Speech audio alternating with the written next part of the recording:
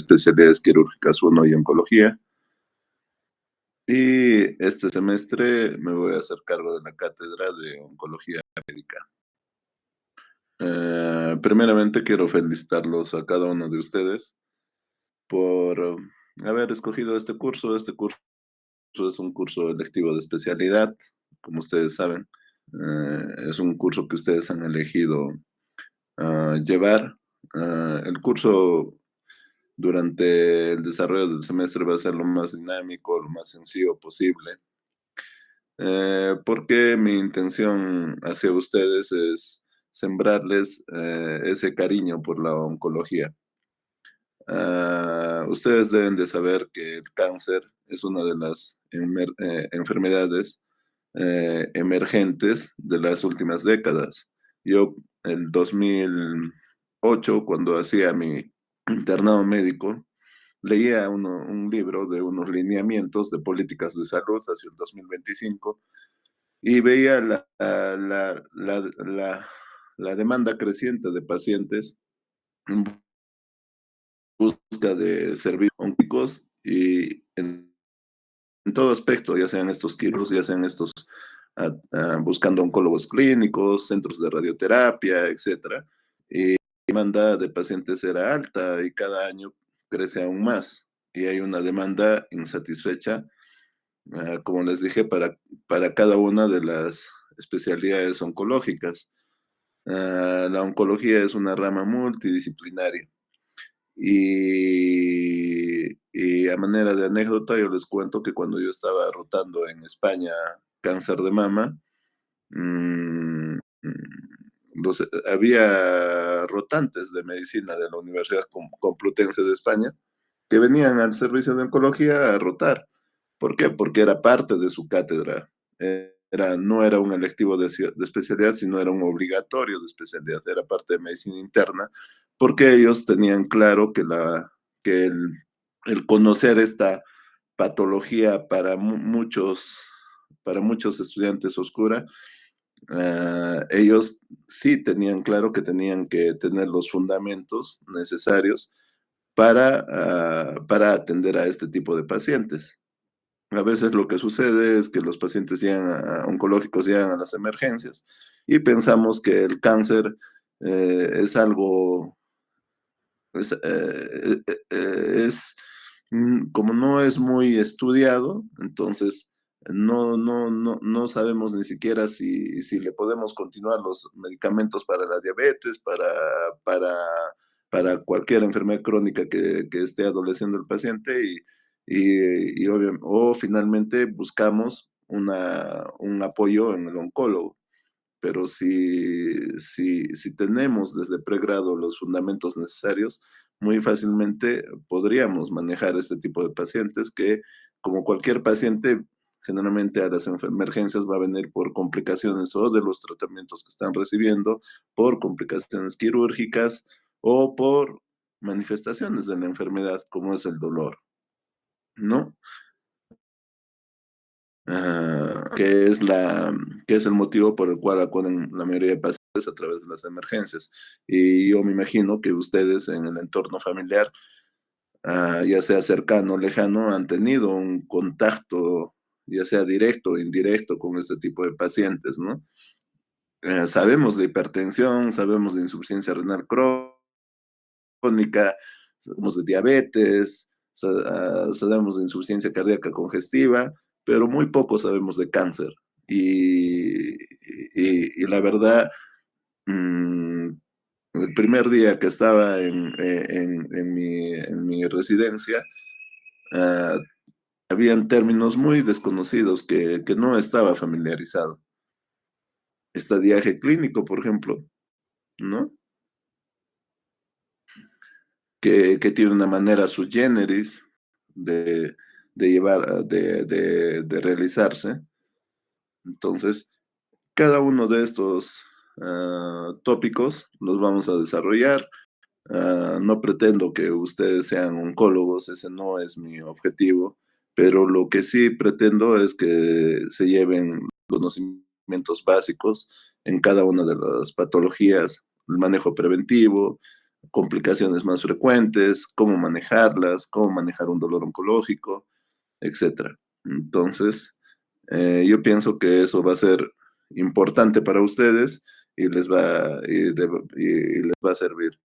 Y espero que de esta promoción, que son casi 40 alumnos, algunos de ustedes se incline por esta rama tan hermosa de la oncología, ya sea quirúrgica, ya sea clínica, ya sea radioterapia, medicina nuclear,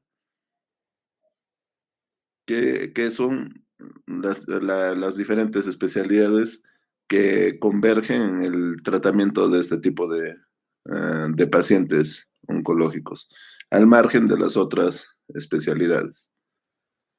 Dicho esto, voy a iniciar la clase.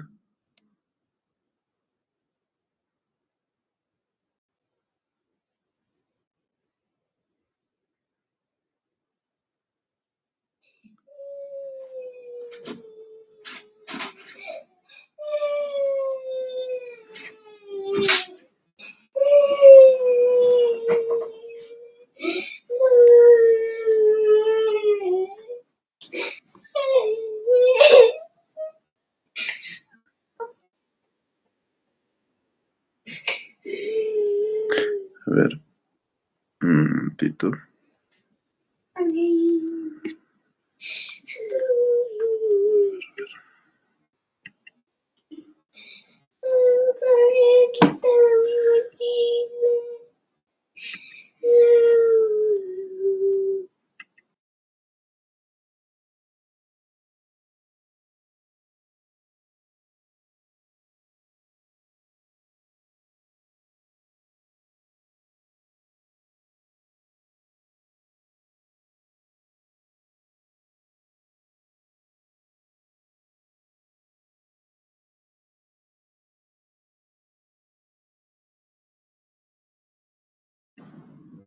Me avisan si se ve la presentación, por favor.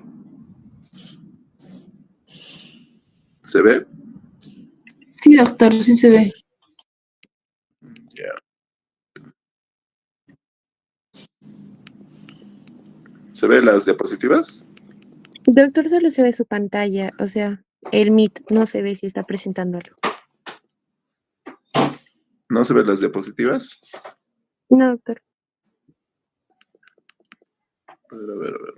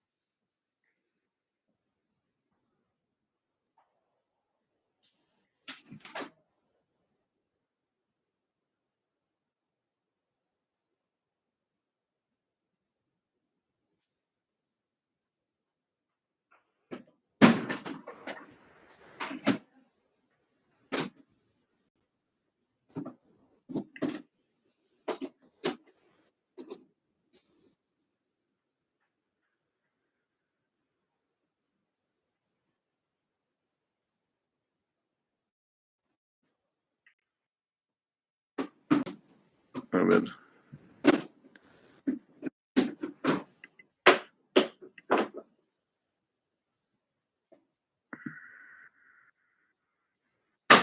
Supuestamente ahí se debería ver. No se ve, ¿no?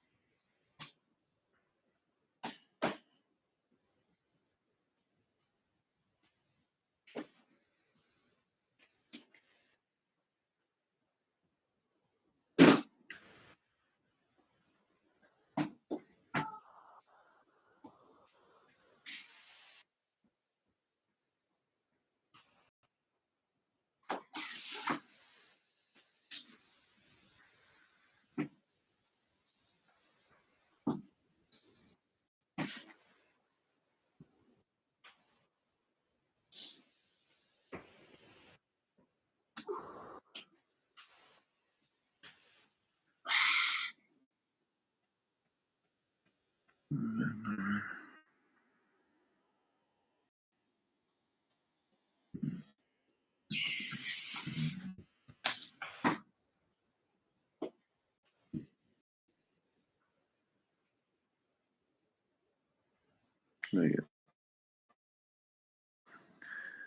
está.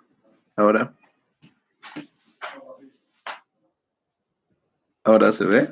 Sí, doctor, ya se ve.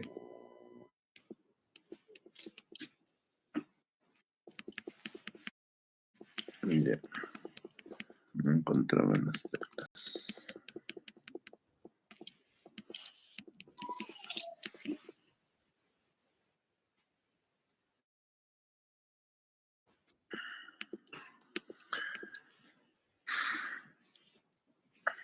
Bien, como les decía, yo soy oncólogo médico.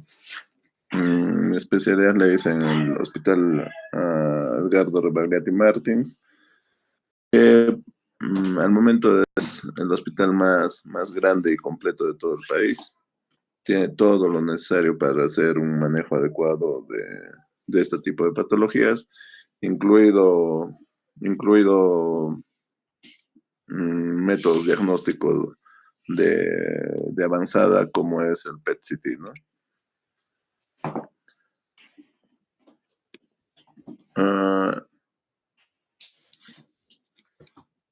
En la agenda de hoy día vamos a ver el sílabus, por supuesto.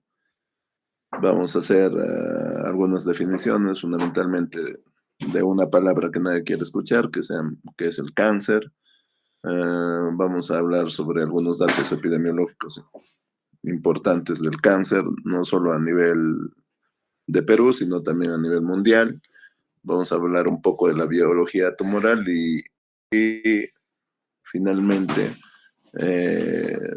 vamos a hacer un recorrido de cómo es el diagnóstico y tratamiento de estas enfermedades oncológicas. Esta es la sumilla del curso, ¿no? Todavía están con el plan de estudios del 2020, el semestre académico 2025, es un curso lectivo de especialidad.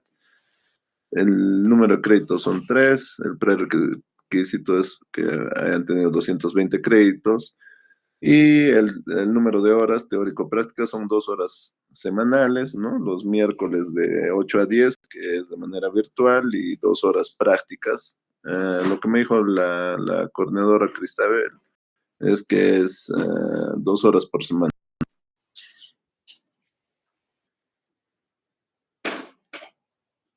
Hay un grupo único, por supuesto, y estamos atrasados, como ustedes bien lo saben. Para cualquier cosa, este es mi correo.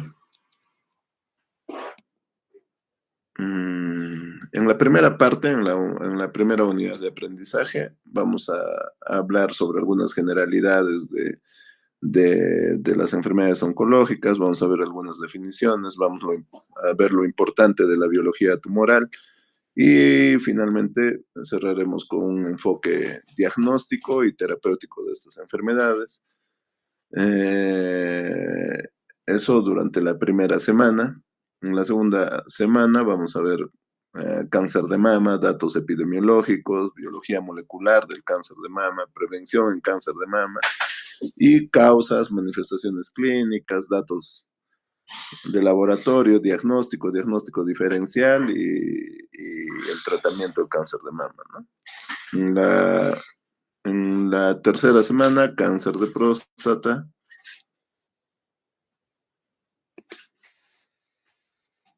En la cuarta semana, cáncer de cuello uterino. Ustedes saben que el cáncer de mama, cáncer de cuello uterino es uno de los más frecuentes de nuestro país y es uno de los que más alta mortalidad tiene, sobre todo en mujeres, ¿no? Lamentablemente los diagnósticos se hacen cada vez en pacientes más jóvenes. Vamos a ver del mismo modo algunos datos epidemiológicos, la biología molecular del cáncer de cuello uterino, prevención del cáncer de cuello uterino, Y son enfermedades prevenibles, solo que en nuestro país muy tarde se inició la vacunación contra el virus del papiloma humano, ¿no? Recién hace 3 o 4 años se inició, forma parte del calendario de vacunación. En la quinta semana vamos a ver cáncer de pulmón con, vamos a revisar datos epidemiológicos, biología molecular, vamos a ver algunos tópicos sobre prevención en cáncer de pulmón. En la sexta semana vamos a ver cáncer de esófago, cáncer gástrico y hepatocarcinoma, que no está incluido ahí. Y viene la primera parcial, el 15 de marzo del 2025. Pienso que como es virtual, muy probablemente será virtual, todavía no me han habilitado el correo del institucional. En la octava semana vamos a ver cáncer colorectal, cáncer de vías biliares en la novena semana y cáncer de páncreas. El cáncer de páncreas es uno de los cánceres que tiene más alta mortalidad. Periodo de sobrevida de los pacientes con estadios avanzados, 6 meses. Luego veremos los tumores endocrinos, dentro de ellos el cáncer de tiroides como uno de los más frecuentes.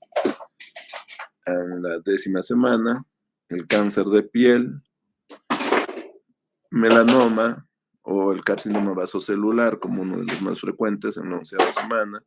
Vamos a hacer una revisión de tumores neurológicos, uno de los tumores más frecuentes, los glioblastomas. Esto hacia la 12ª semana y ahí viene la segunda parcial, el 3 de mayo del 2025. Me parece que esos días, coincidentemente, son sábados. En la 14ª semana vamos a revisar un poco de tumores germinales, cáncer de testículo o tumores germinales del ovario, que son frecuentes en mujeres y varones jóvenes. Esto hacia la 14ª semana. Vamos a ver cómo es el abordaje diagnóstico de cada una de estas patologías. ¿Qué marcadores tumorales nos van a servir? Y eso es una de las cosas que a veces se pueden pedir, como cuando hagan vuestro internado, ¿no? Marcadores tumorales. Un paciente joven que ingresa con un incremento de volumen en el testículo, no relacionado a un traumatismo, por supuesto, realmente debería pensar en un cáncer de testículo y pedirle marcadores, ¿no? Beta-HCG, que es la gonadotropina coriónica humana, la subunidad beta, la alfa-fetoproteína y la deshidrogenasa láctica, que simplemente con estos marcadores, si yo veo que están elevados, entonces estamos hablando de un cáncer de testículo. Hacia la 15ª semana vamos a ver tumores de partes blandas, los famosos sarcomas, y dentro de ello los sarcomas son tumores de las células mesenquimales que se pueden diferenciar de acuerdo al tejido donde se forman, ¿no? Vamos a tener los leiomiosarcomas, los sarcomas, ¿no? Los rhabdomiosarcomas, etc.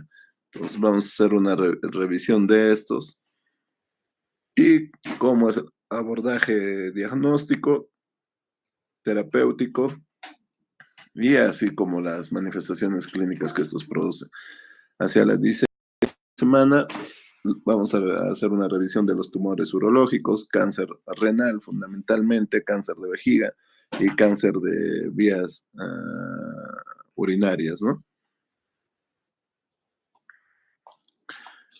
Y así, hacia la 17ª y 18ª semana vamos a ver un tema que es bastante importante, y seguro les va a ser de mucha utilidad cuando hagan vuestras rotaciones externas o internado clínico, y es el tema de urgencias oncológicas.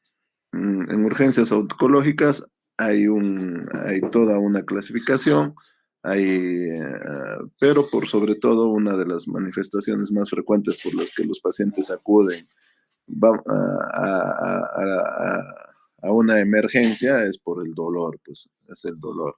Vamos a hacer una diferenciación entre, entre lo que es urgencia y emergencia, y vamos a ver las principales urgencias oncológicas y su manejo, ¿no? Y para finalizar, en la 19ª semana vamos a ver dolor oncológico, ¿no?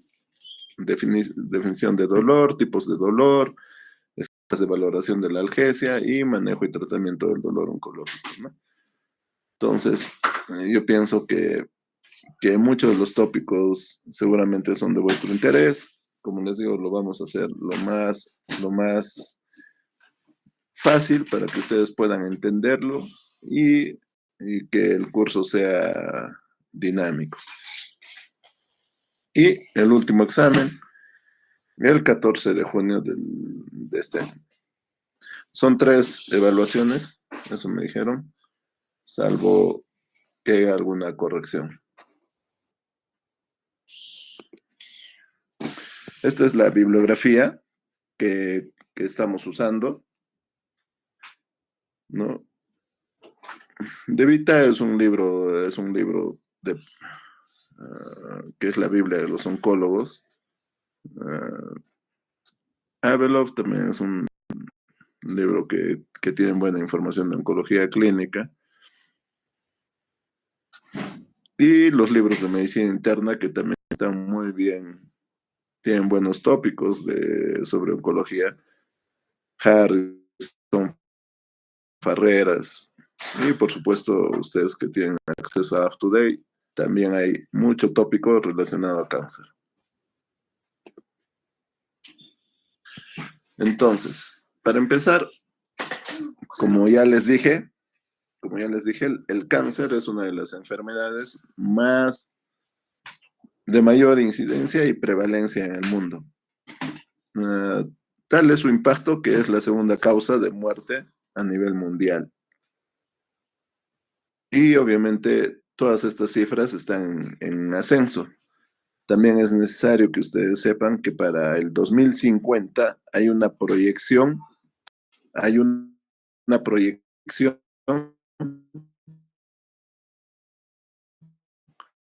del incremento de la población adulta mayor. La población adulta mayor se va a triplicar para el 2050. Probablemente yo mismo esté incluido en esa población. Entonces, al triplicarse, obviamente va a haber una mayor prevalencia, incidencia y mortalidad de enfermedades crónicas.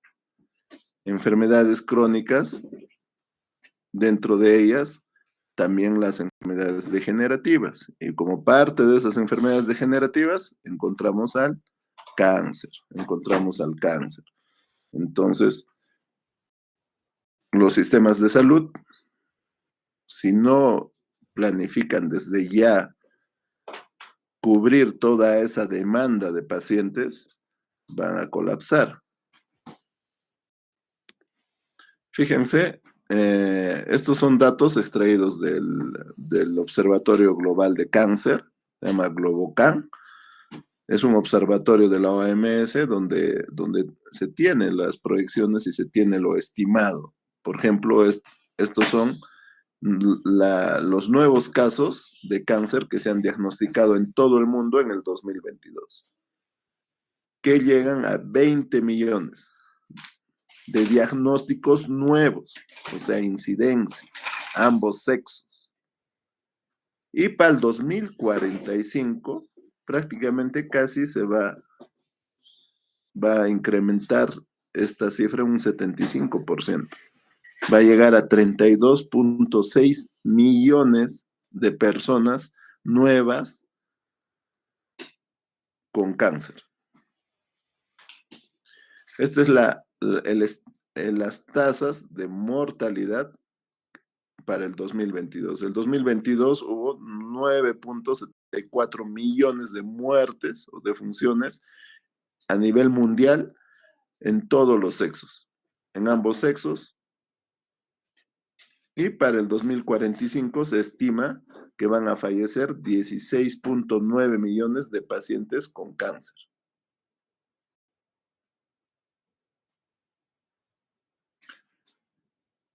Esta es la tasa de incidencia en ambos sexos, todos los continentes a nivel mundial en el 2022.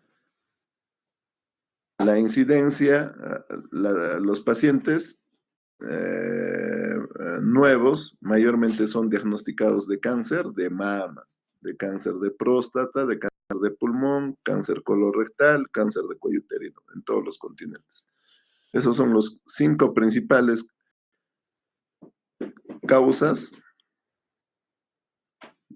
de diagnóstico nuevo en pacientes que padecen cáncer. O sea, mama a la cabeza.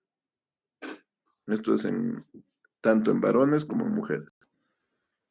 El cáncer de mama es uno de los más incidentes, al igual que el cáncer de próstata y el cáncer de pulmón en tercer lugar. ¿Por qué mueren los pacientes con cáncer? ¿Por qué tipo de cáncer mueren más?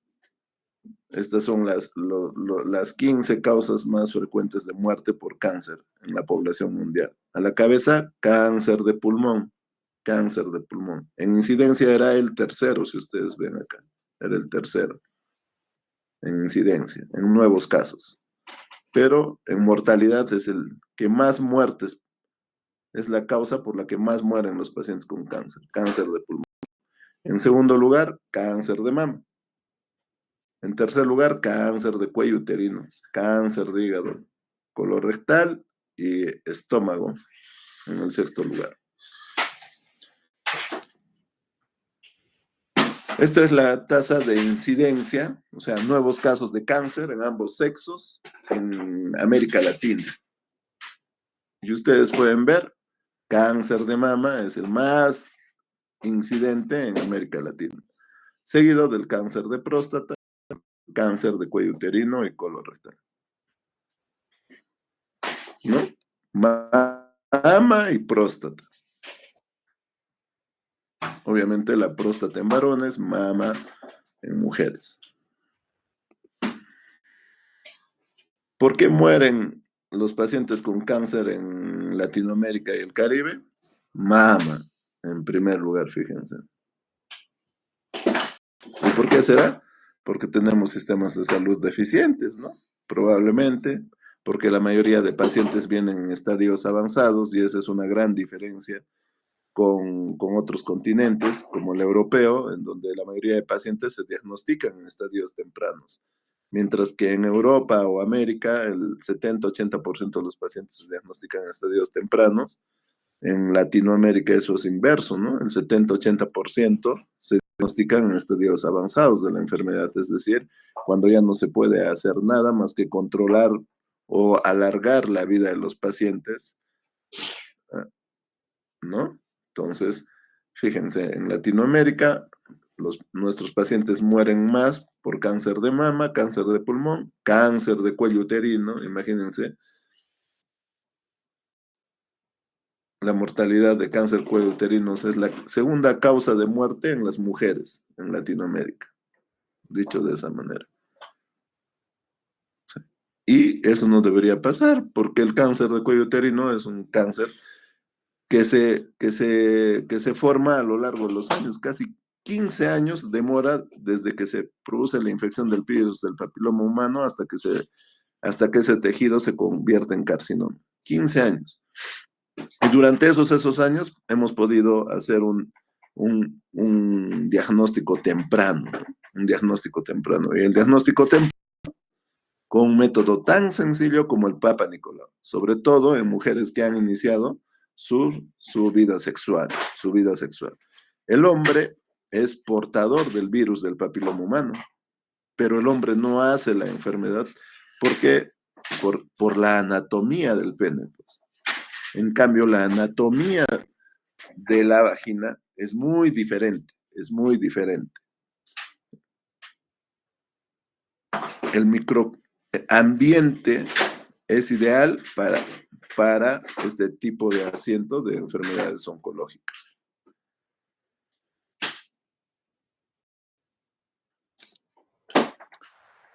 Esta es la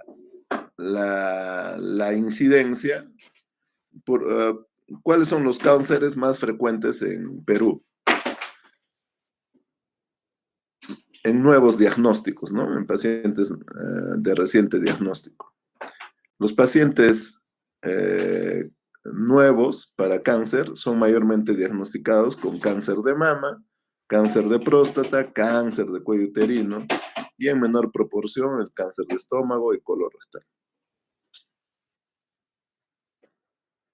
Mama y próstata, los cánceres más incidentes en Perú. Quiere decir que las mujeres padecen más de cáncer de mama y los varones padecen más de cáncer de próstata, ¿no? Son los cánceres que más frecuentemente debutan nuestros pacientes. ¿Y por qué se mueren nuestros pacientes en Perú? Fíjense, cambió ahí, ¿no? En Latinoamérica era cáncer de mama y fíjense acá, cáncer de cuello uterino, cáncer de cuello uterino. O sea, las mujeres se mueren más por cáncer de cuello uterino. Poco es que el cáncer de mama no sea una causa, es la segunda causa más frecuente de muerte en las mujeres, el cáncer de mama. En tercer lugar está el cáncer de estómago, leucemias, cáncer de pulmón, cáncer de próstata.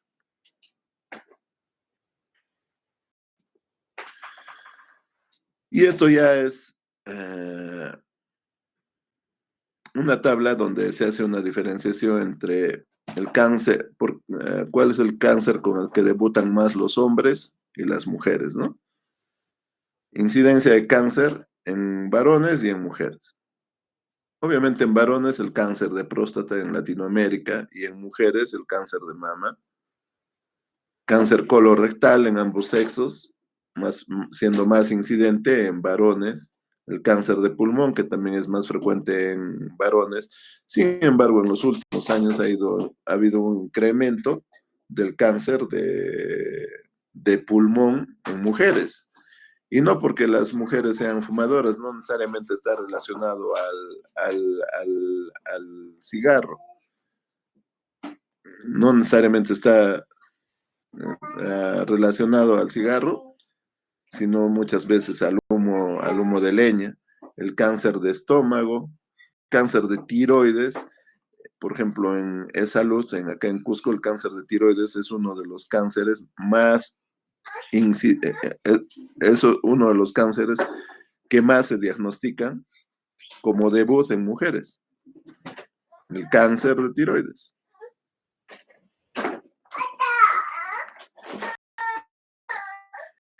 Luego tenemos la tabla de mortalidad. La mortalidad de por qué mueren los pacientes en Latinoamérica. En cuanto a tasa de mortalidad, si separamos por sexos, mama es la causa por la que mueren más las mujeres y varones por pulmón y próstata. Pulmón y próstata. Pulmón y próstata. Y en segundo lugar, en tercer lugar, colorectal, ¿no? Además, en mujeres, Latinoamérica mueren más por pulmón, por cáncer de pulmón y cáncer de cuello uterino. Esto es la tasa de incidencia en Perú. ¿Por qué mueren más en varones? Mueren o debutan más con cáncer de próstata en mujeres con cáncer de mama, ¿no? Y cuello uterino, pero mueren más por cáncer de cuello uterino en Perú. Esto también ya lo vimos, yo creo que está repetida. Entonces, ¿qué es el cáncer? El cáncer es un crecimiento y una proliferación descontrolada de células aberrantes, células malignas. La OMS define al cáncer como un conjunto de enfermedades, porque estamos hablando de una gama de patologías que se pueden originar en casi cualquier órgano o tejido del cuerpo, ¿no? Cuando estas células anormales crecen de forma descontrolada y sobrepasan sus límites. ¿Cuáles son esos límites? La membrana basal. Cuando el cáncer atraviesa la membrana basal, se dice que es un carcinoma infiltrante. Y si no atraviesa la membrana basal, es un carcinoma in situ. Esa es la diferencia entre un carcinoma infiltrante y un carcinoma in situ. El compromiso de la membrana basal. Entonces, obviamente cuando hay esa proliferación descontrolada, se forma pues el tumor. Y los tumores muchas veces sobrepasan los límites anatómicos incluso, ¿no es cierto? Entre órgano y órgano. Y además ustedes deben de entender que casi todos nuestros órganos y sistemas están interconectados, ya sea por vasos, arterias o vasos linfáticos, ¿no? Y esto hace que se puedan propagar a otros órganos. La propagación desde el sitio donde se ha originado la enfermedad a diferentes órganos o sistemas se denomina como metástasis. Y obviamente las metástasis son las que finalmente van a terminar con la vida de los pacientes. Existen otros términos para designar este tipo de, esta palabra que son sinónimos, como son neoplasias malignas o tumores malignos. Fíjense, esta es la división normal de una célula, ¿no? Entra en mitosis, por la cual se producen dos células hijas,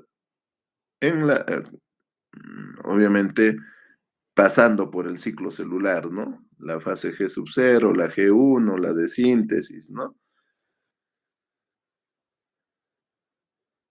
Y, y si por alguna razón se produce una célula defectuosa, esta célula defectuosa inmediatamente tiene que ir a apoptosis. Eso es lo correcto. Pero ¿qué sucede con una célula, con una división celular cancerosa?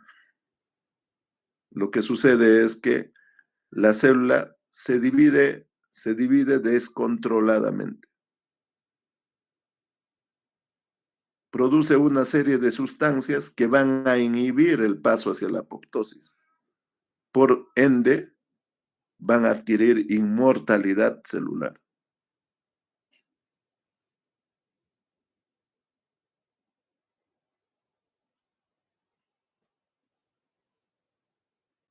Y obviamente, esa proliferación descontrolada a la larga va a producir metástasis, que va a conllevar a la muerte del paciente.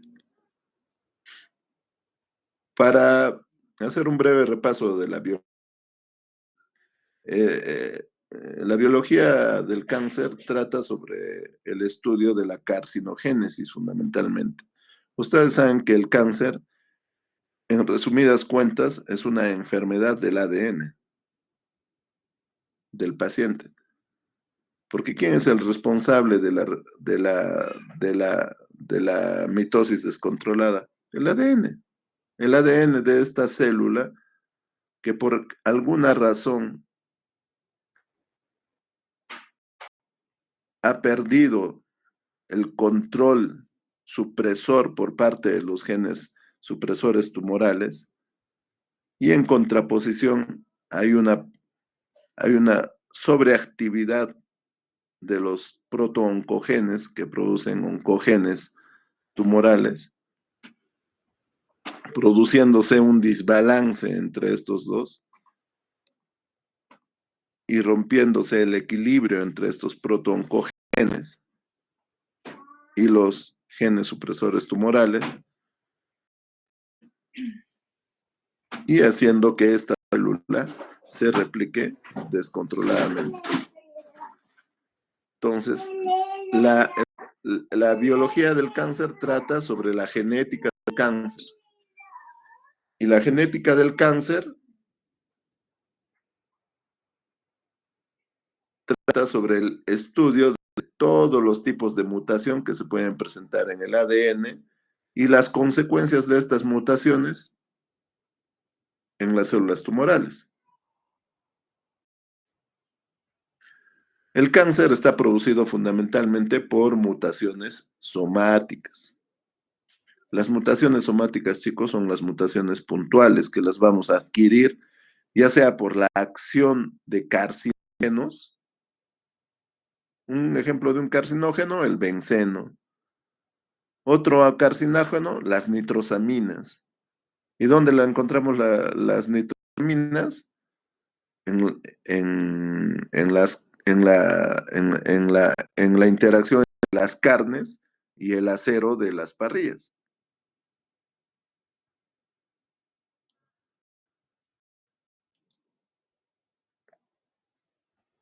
Otro carcinógeno, la luz ultravioleta, ¿no? Por eso nos dicen, usen bloqueador solar para que el contacto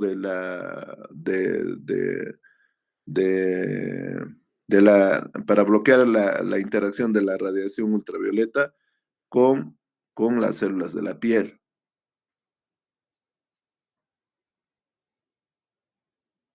Entonces, esas mutaciones somáticas se pueden generar a lo largo de los años por la acción de estos carcinógenos. Otros carcinógenos, virus, bacterias.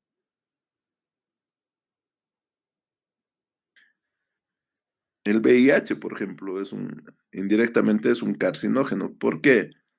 Porque va a producir una depresión, va a disminuir el conteo de linfocitos TCD4, que son importantes para la inmunidad celular. En términos groseros, baja la inmunidad del paciente y el paciente es susceptible a la formación de tumores, y uno de los tumores más frecuentes son los linfomas. Los sarcomas, el sarcoma de Kaposi, por ejemplo, que es típico de los pacientes con VIH debido a esa depresión de linfocitos TCD4. Otro carcinógeno, el HTLV1, que es un virus, es un retrovirus, al igual que el virus del VIH, que produce la leucemia de células T del adulto, ATLL, leucemia linfoma de células T del adulto. Entonces, hay alteraciones genéticas específicas para cada tipo de tumor, pero también existen características comunes, como por ejemplo la mutación de P53, que es un gen supresor tumoral.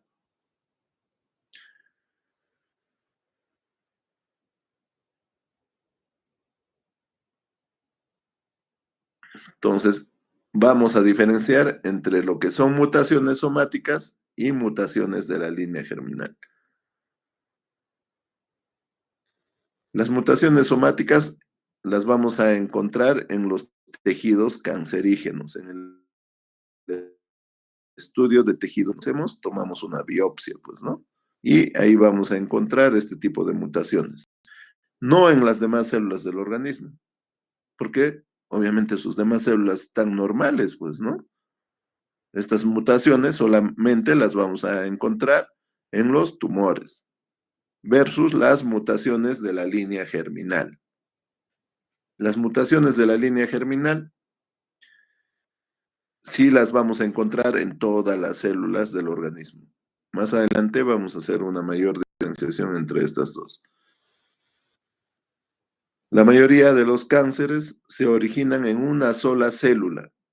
En una sola célula, chicos. En una sola célula. Esta célula se ha alterado, ha adquirido inmortalidad, no ha podido ingresar a apoptosis, que era lo normal para que se destruya, y ha sobrevivido al control inmunológico de nuestro cuerpo. Al sobrevivir al control inmunológico de nuestro cuerpo y al inhibir la apoptosis, entonces lo único que hace es proliferar de manera indiscriminada. Una vez que infiltra la membrana basal, ese cáncer tiene poder de metástasis. Es un cáncer infiltrante. Es un cáncer infiltrante. Entonces, la mayoría de cánceres se origina en una célula y a eso se dice origen clonal.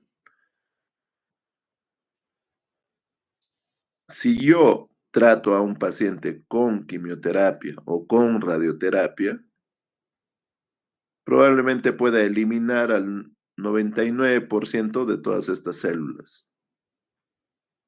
Y si sobrevive una de ellas, ya es un clon diferente. Ya es un clon diferente.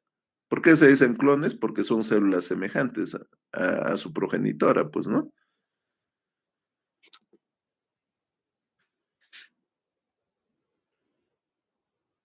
A lo largo de los años se producen varias mutaciones somáticas acumulativas. En promedio, se dice que para adquirir cáncer tenemos que tener entre 5 a 10 mutaciones acumuladas para que esta célula normal adquiera un fenotipo maligno. O sea, es la constancia, los malos hábitos alimenticios, esa persistencia de malos hábitos alimenticios nos puede llevar a, a- a- a adquirir un cáncer. Los hábitos nocivos, ¿no? El tabaco, que tiene más de 101 carcinógenos, imagínense, van a producir a lo largo de su interacción con el epitelio del pulmón mutaciones acumulativas. El alcohol, que es causante de muchos cánceres de las vías digestivas, sobre todo cáncer de cavidad oral, cáncer, dentro de ellos cáncer de lengua, cáncer de esófago, estómago. Entonces, todas estas mutaciones van a producir cambios fisiológicos, obviamente funcionales en las células, a consecuencia de estos cambios moleculares producidos por estas mutaciones. Porque finalmente esas mutaciones va a hacer que determinadas secuencias genéticas produzcan proteínas aberrantes, ya sea con ganancia de función o con pérdida de función. Entonces, otro punto importante que quiero que entiendan es qué significa un gen, ¿no? Como ustedes pueden ver acá en la imagen, un codifica cualquier molécula con actividad biológica, no solo proteínas, no solo proteínas. En este gen vamos a encontrar dos regiones, una región codificante y una región promotora. La codificante es esa secuencia de DNA que tiene información que va a dar origen a la síntesis de una proteína. Y dentro de esa región codificante podemos distinguir a los exones y a los intrones, ¿no? Los exones son los que contienen la verdadera información de síntesis de proteína, ¿no? Entonces, estos se asemejan a, a los vagones de un tren, ¿no? Los exones, un vagón, los intrones son de manera intercalada, ¿no? Exones, intrones, exones, intrones.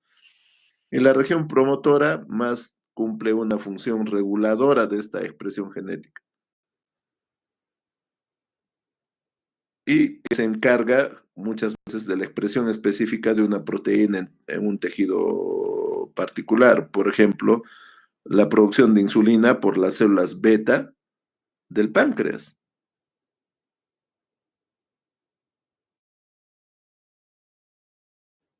Que produzcan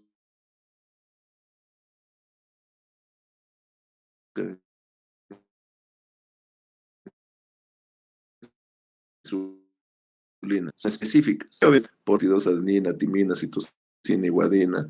Tres de estos hacen una triada y esa triada se conoce como codón, ¿no?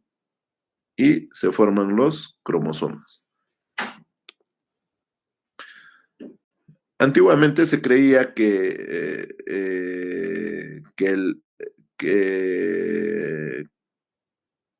la síntesis de la proteína era unidireccional, o sea, en una sola dirección desde la replicación del DNA. El DNA solo se replicaba de manera unidireccional. El DNA se transcribía a RNA y este se traducía a proteínas.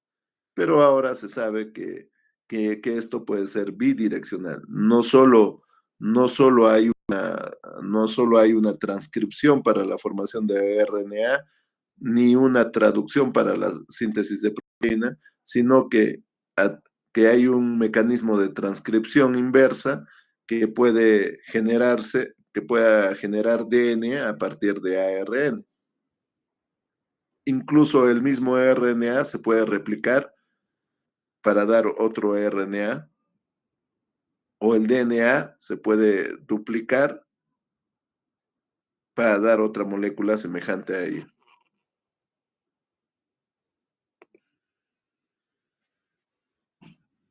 Entonces, existe una serie de cambios fisiológicos en la célula. Uno de ellos es la autosuficiencia en señales de crecimiento. ¿Qué quiere decir esto? Que las células proliferan incluso en ausencia de estímulos externos.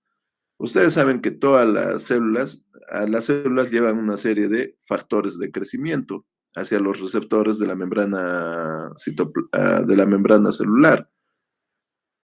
Pero estas células han, y son tan capaces de autoestimularse a sí mismas y producir proliferación celular sin necesidad de esos estímulos externos que llegaban a sus receptores en la membrana citoplasmática.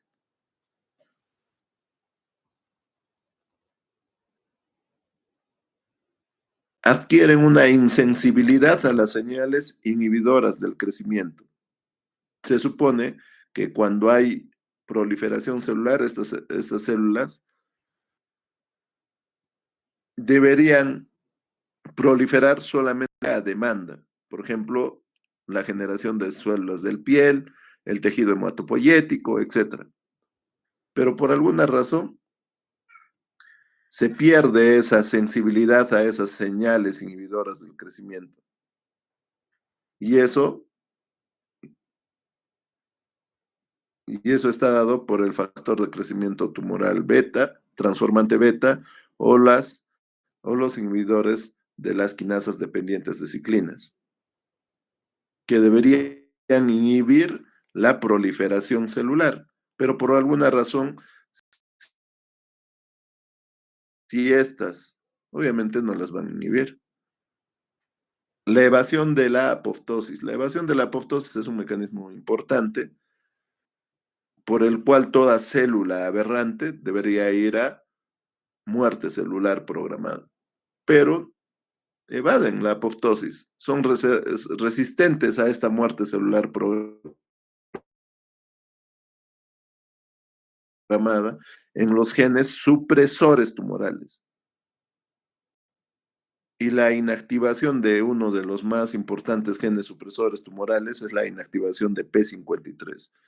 Cuando encuentren este tipo de nomenclatura, significa fosfoproteína y el número significa el peso molecular, 53 Daltons. O la activación de genes antiapoptóticos, ¿no?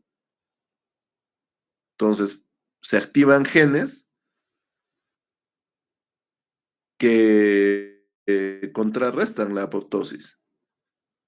Lo otro que adquieren estas células aberrantes es un potencial replicativo ilimitado, que evita la muerte, el envejecimiento celular y la catástrofe mitótica.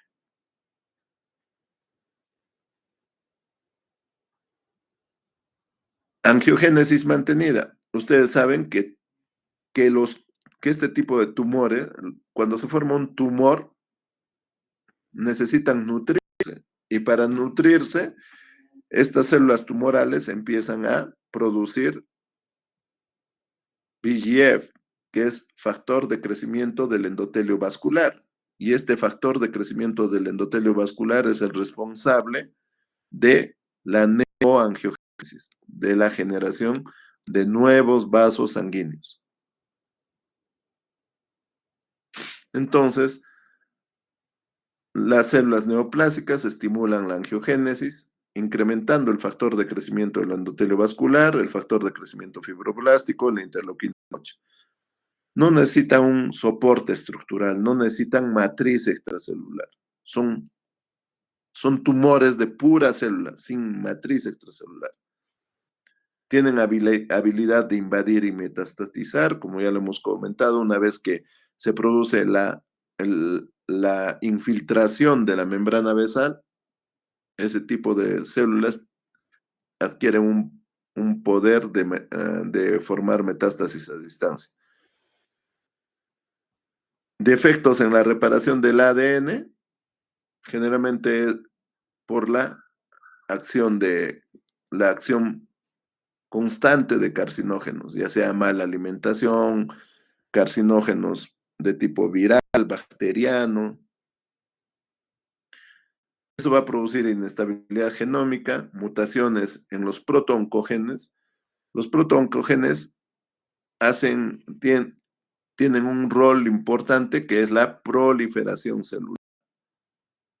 Pero esos protooncogenes que estimulan la proliferación celular están inhibidos por los genes supresores tumorales, como P53. Cuando se rompe ese equilibrio, ya sea por una activación de un gen en los protooncogenes, se van a generar los oncogenes que, como producto final, hacen que la célula esté en permanente proliferación. Y si en contraposición hay un defecto en los genes supresores tumorales, no va a haber quien controle a estos protooncogenes. Y se produce un desbalance entre los protooncogenes que estimulan a la célula proliferación y los genes supresores tumorales que controlan a esa proliferación celular.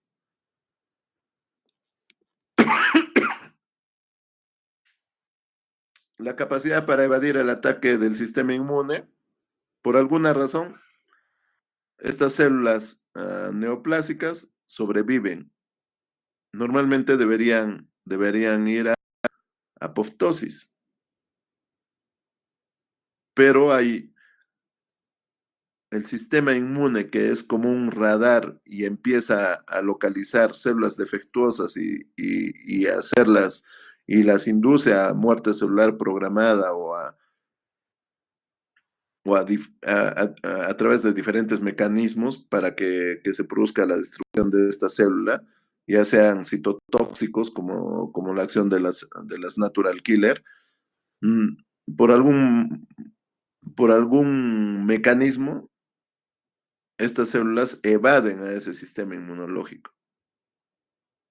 Y al evadir al sistema inmunológico, sobreviven y adquieren inmortalidad celular. Y tienen un predominio de metabolismo fundamentalmente anaeróbico.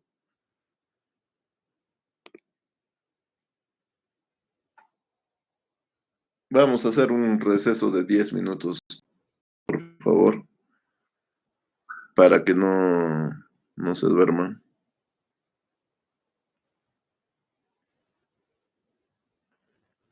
Está bien, doctor. ¿Tienen una pregunta hasta ahí, por favor? No sé si tienen alguna pregunta, algo no se ha quedado claro.